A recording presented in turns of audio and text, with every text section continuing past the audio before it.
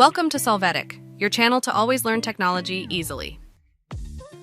Below in the description, you will find useful links we used in this video.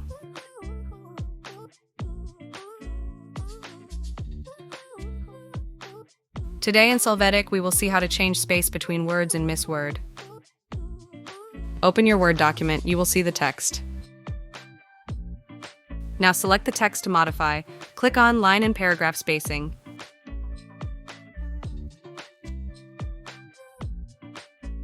There you can set the size of the space between words. You will see the immediate change. In addition, select the text again. Click on Line and Paragraph Spacing, and this time you can choose to add space before paragraph or remove space after paragraph. Observe the change. Hey, remember to subscribe Solvetic channel.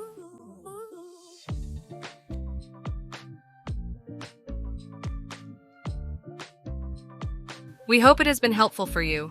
Here are links to watch more videos of your interest and subscribe to the Solvetic channel. Thank you.